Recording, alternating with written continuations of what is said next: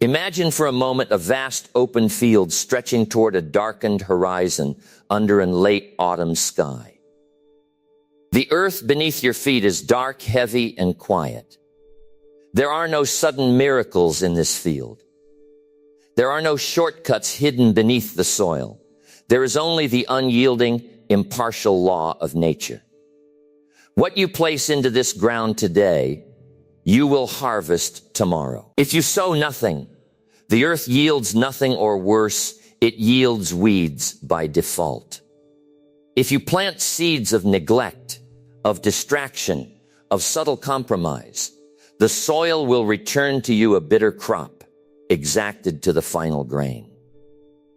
But if you carefully select the seeds of discipline, if you cultivate them with quiet, unwavering intent, the harvest is equally certain. This is the timeless law of the harvest.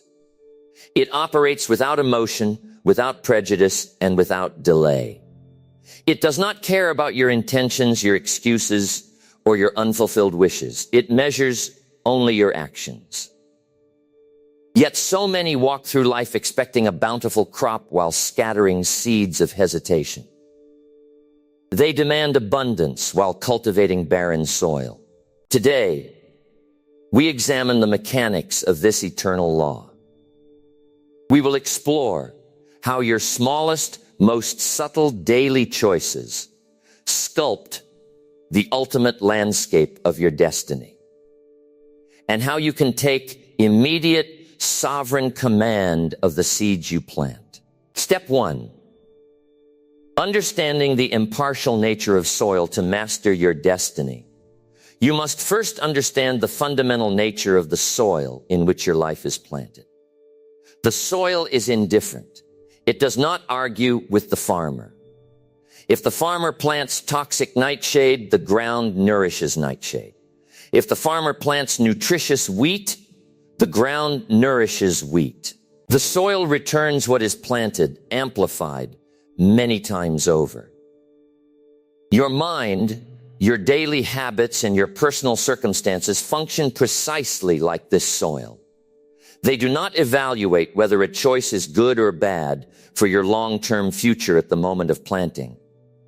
They simply accept the input and begin the process of multiplication. The soil says to the farmer, "Do not bring me your needs, bring me your seeds."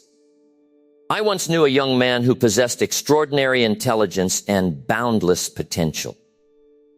He had grand vision boards, ambitious 5-year plans, and an articulate way of describing the life he intended to build. Yet every evening, instead of tending to the foundational skills required for his craft, he allowed himself to be consumed by cheap entertainment and endless passive consumption. He believed these minor indulgences were harmless, mere innocent breaks to unwind from the day.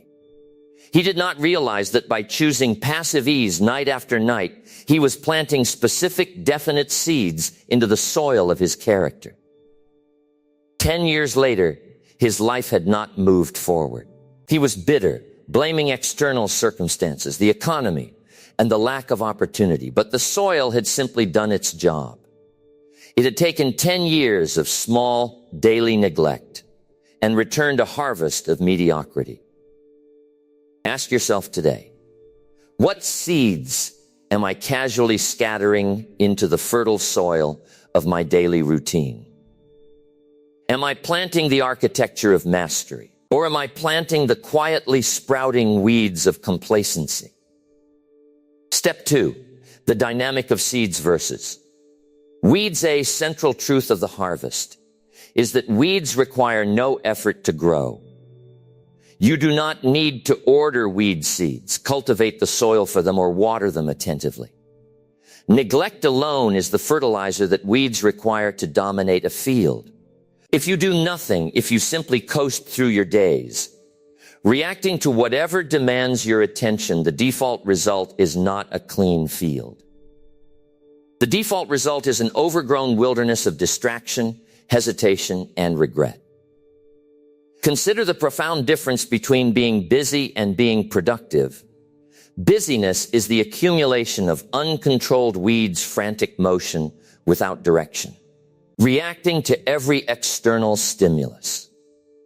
Productivity is the deliberate cultivation of high-value crops, intentional, quiet, and structured labor focused on strategic priorities. I once knew a business owner who worked 14-hour days. He was constantly exhausted, always answering emails, jumping from meeting to meeting, and rushing through endless fires. To the untrained eye, he appeared to be the ultimate worker. But upon closer inspection, his business had stagnated for half a decade. He was using frantic activity as an escape from the difficult high-leverage decisions he truly needed to make. He was watering the weeds of trivial urgency while ignoring the fundamental crops of strategic growth.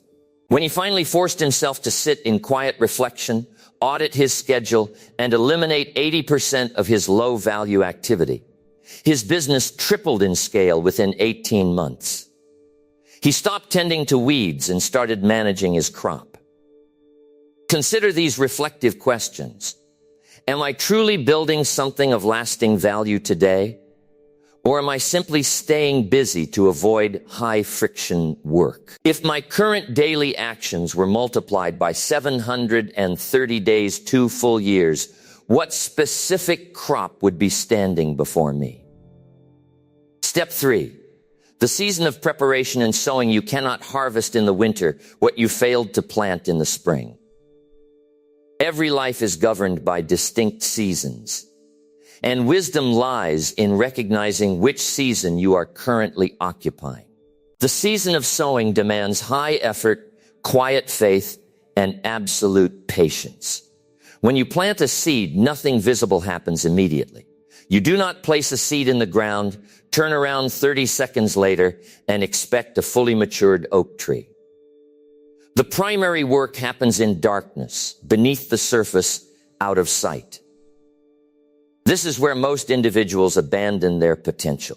They engage in discipline for a week, a month, or 6 months, and because they do not see immediate visible rewards, they declare that the method does not work. They dig up the seed to see if it is growing, destroying the very process of development. To master the sowing season, you must establish hard, daily non-negotiables. You must separate your commitment from your fluctuating emotional states. Define the daily inputs.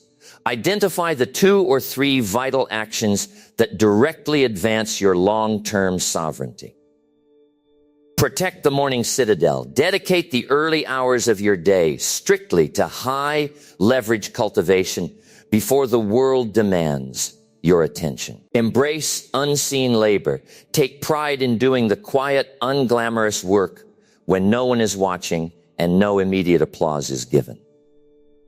Step 4, the inevitable amplification of the harvest. The final rule of this unyielding law is that you always reap more than you sow. Plant a single grain of corn, and you do not receive a single grain in return. You receive an entire stalk bearing hundreds of grains. This principle of multiplication works equally in both directions. Negative compounding, a small daily compromise in health, finances, or integrity does not stay small. Over decades, it compounds into chronic disease, financial strain, or fractured relationships. Positive compounding, a small daily discipline reading 20 pages of serious literature, saving a fixed percentage of income. Practicing deep focus for 90 minutes compounds into extraordinary wisdom, financial liberty, and personal mastery. I once knew a scholar who dedicated just 1 hour every evening to mastering a complex historical subject. While others drifted into casual entertainment, he spent 60 focused minutes taking meticulous notes. He did not boast. He simply kept planting that single hour every day. After 5 years, that quiet daily hour totaled nearly 2,000 hours of dedicated study. He had authored definitive texts, established himself as a leading authority, and created career opportunities that others labeled as lucky. But luck had nothing to do with it. It was the simple mathematical amplification of a disciplined seed planted consistently over time. The field of your life is waiting right now. It does not judge you for past failures, nor does it reward you for mere intentions. It simply asks, what seeds are you bringing today? Stop looking at the barren ground and wishing for fruit. Stop blaming the weather, the soil, or the seasons. Take full, absolute responsibility for the bag of seeds in your hands. Purge the weeds of passive consumption. Plant the durable seeds of discipline, focus, and character. Nurture them through the quiet, unseen seasons of labor. If you do this with unshakable consistency, the harvest is not merely a possibility, it is an absolute certainty.